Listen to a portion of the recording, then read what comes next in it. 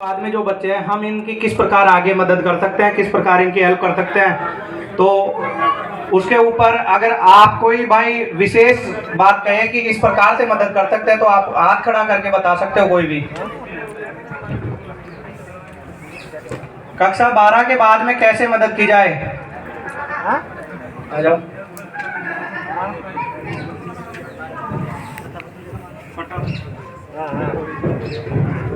साहब आप 945 बच्चे ने शिक्षण सामग्री उपलब्ध करवाया जा।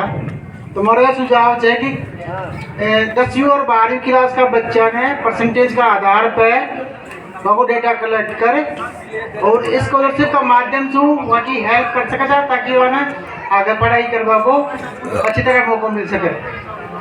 945 बच्चों में से छाट रहे हैं क्लास 10 और 12 के, जैसे 12वीं क्लास पास कर लेते हैं बच्चे, उसके बाद में परसेंटेज के आधार पे जैसे 30-40 बच्चे जितने भी हैं अपन जिनका सहयोग कर रहे हैं उन्हीं बच्चों में से हाँ फिलहाल तो उन्हीं में से देखते हैं, फिर अपन धीरे अपना क्राइटेरिया बड़ा लेंगे, उसमें तो क्या दिक्कत है। हाँ तो उन्हीं का हम टेस्ट ले पहले भी। हाँ ये भी करेगा ये परसेंटेज के माध्यम से 12वीं क्लास में जो उसके माध्यम से भी कर सकते हैं ना अपन। जैसे 20-25-30 बच्चे जितने भी आएंगे अपने पास, उसके माध्यम से उनको अपने देखिए अमाउंट फिक्स कर देंगे वो तो स्कॉलरशिप के माध्यम से जैसे 8 साल करेंगे फिर अपन वो उसका धीरे धीरे क्राइटेरिया बढ़ा सकते हैं अपन। स्कॉलरशिप फिक्स कर लेते हैं उसकी। हाँ उसका एप्लीकेशन कर लेंगे अपन।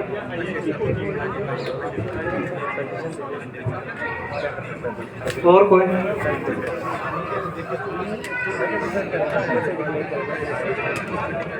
जैसे रामचंद्र जी ने बताया सभी को कि परसेंटेज बेसिस पे, मैं भी यही कह रहा हूँ कि परसेंटेज बेसिस पे कर सकते हैं, लेकिन हम हेल्प करेंगे उनकी मैक्सिमम जो 12 पास करके जाते हैं, क्योंकि सभी की एक लाइफ वहाँ से शुरू होती है सर्विस की।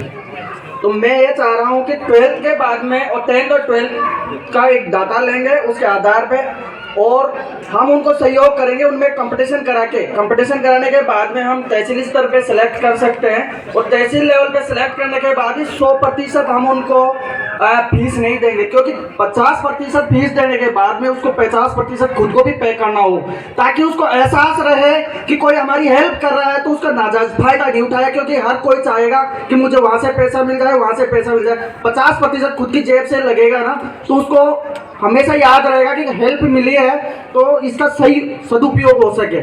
Thank you. देखो मेरी बात का बुरा मत मानना, अभी SST फाउंडेशन है ना, इतना बड़ा वो तो है नहीं जो कंपटीशन करा ले, हर तहसील स्तर पर बहुत लंबा फैला हुआ है। तो इसके लिए और भी कोई सही से सही सजेशन दो, बढ़िया सटीक, कितने बच्चे लेने हैं, कैसे लेने, तो बढ़िया सटीक। हमने 945 बच्चों को अभी हम लोग शिक्षा सामग्री प्रोवाइड कराते हैं। अब उस 945 बच्चों में से कितने बच्चे 10th और 12th पास करेंगे? 12th तक तो हम देते ही हैं। 12th में जो बच्चे आएंगे 12th पास करेंगे उसमें मुश्किल से कितने बच्चे होंगे? 40 या 50 बच्चे, इससे ज़्यादा शायद ही होंगे मेरे हिसाब से। 40 या 50 बच्चों को जो कॉलेज की उसकी एडमिशन फीस होती है ना, वो अपन प्रोवाइड करा सकते हैं। एक सीधा सटीक सा वो है, हम उन्हीं को करवाएंगे जो बच्चे गरीब हैं, जिनके माता पिता नहीं, हम उन्हीं को दे रहे हैं। उसमें से मुश्किल से 30 या 40 बच्चे 12th करेंगे, उसमें से भी सिर्फ उनको एडमिशन फीस जो कॉलेज में एडमिशन के लिए जाते हैं, तो इसमें न तो कोई परसेंटेज का रहेगा न कोई कंपटीशन का झंझट रहेगा। सीधा ये है कि ये 945 बच्चे हैं, इन्होंने 12वीं करी और इनको कॉलेज में एडमिशन के लिए हम लोगों ने ये फीस जो भी लगेगी वो हम SSD की तरफ से देंगे। नहीं, वो एक फिक्स अमाउंट अपन डिसाइड कर ले भाई, 4-5 हज़ार रुपये या जो भी। ऐसे तो कोई बच्चा IIT करेगा तो IIT की फीस बहुत हो गई। हाँ, वो आपका बिल्कुल सुझाव सही है, उसमें एक फिक्स अमाउंट अपन कर सकते हैं।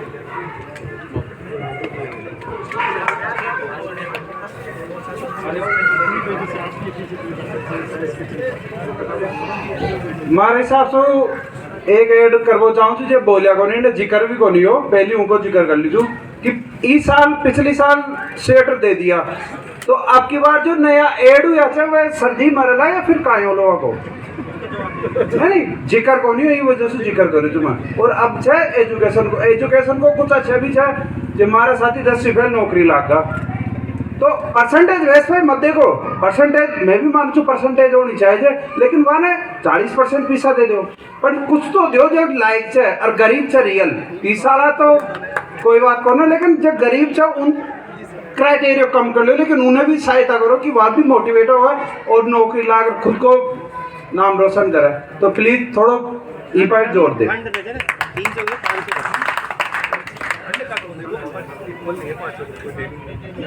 आप सभी लोग भाई अभी अपने अपने सुझाव दे रहे हैं, लेकिन मेरे को थोड़ा सा इसमें दूरदर्शिता इसलिए नहीं लग रही है क्योंकि इंडिविजुअली अगर आप किसी को फ़ायदा देना चाह रहे हो और उसके लिए कोई क्राइटेरिया फिक्स करके उसको फ़ायदा पहुंचाना चाह रहे हो, तो इंडिविजुअली फ़ायदा पहुंचाने में आपको शायद समस्या का सामना करना पड़ सकता है और उसमें आप उन ज़रूरतमंद लोगों के पास ज़रूरत नहीं पहुंचा पाएंगे जहां तक पहुंचनी चाहिए ग्राउंड लेवल पे।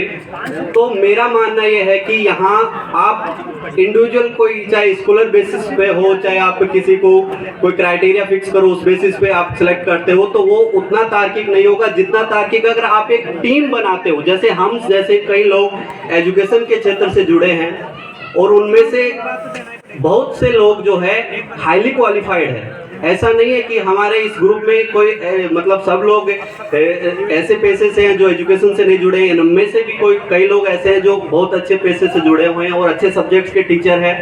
तो हम कुछ ऐसे सिलेक्टिव टीचर, चाहे हमें उनके लिए पे करना पड़े, हमें मार्केट में लगता है कि आज ये टीचर हमें अपनी फैसिलिटी दे सकता है, तो हम एक ऐसा प्लेटफॉर्म तैयार करें, क्योंकि मिनिमम जो बेसिस होता है साइंस, मैथ्स और इंग्लिश का जो फाउंडेशन होता है, अगर हम वो 12th के बाद में कुछ बच्चों को प्रोवाइड करवा पाते हैं तो वो सबसे बेस्ट होगा। क्योंकि इंग्लिश मैथ्स अगर हम प्रोवाइड करवा देते हैं तो फिर बच्चा अपनी जो टैलेंट होता है उसके बेसिस पे वो कहीं भी जा सकता है। क्योंकि जहां तक ये प्लेटफॉर्म ऐसे तैयार होगा कि हम जो इंडिविजुअल बच्चों को दे रहे हैं वो हम एक कोचिंग का प्लेटफॉर्म अपने बेसिस पे 1 घंटे 2 घंटे का जो प्रोग्राम हुआ है वो हम किसी टीचर से सिलेक्ट करके कि हमें ये प्रोग्राम चाहिए भाई, इतनी क्लास चाहिए, ये करके तो अगर वो प्रोवाइड करवा के हम उस प्लेटफॉर्म में ज़्यादा से ज़्यादा बच्चों को फ़ायदा पहुंचा सकते हैं कम खर्चे के अंदर। तो इस पे विचार किया जाए इंडिविजुअली प्रॉफिट पहुंचाने के बजाय।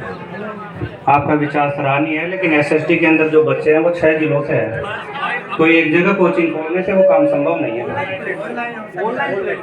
नहीं, उसके लिए हम सोचेंगे अभी, क्योंकि अभी हमारे पास इतना प्लेटफॉर्म नहीं है, इतना फंड नहीं है कि एक ऑनलाइन बना के हम वो कर सकते हैं। पहले उनको कोचिंग की एजुकेशन जो ये है कॉलेज फीस, उसके बारे में सोचते हैं।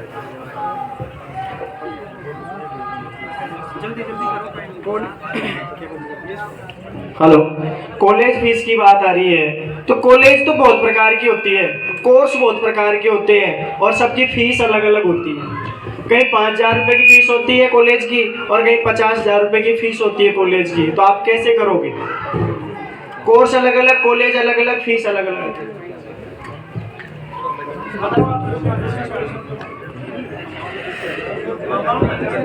साथियों, मैं थोड़ा सा समझ लूँगा। शिवराम मीणा मेरा नाम है। यानी सजेशन में मैं आगे बढ़ाते हुए एक बात कहूँगा कि जैसे कई साथियों ने 2 बार इसमें सुझाव दिए थे, एक तो कोचिंग वाला और एक फीस वाला।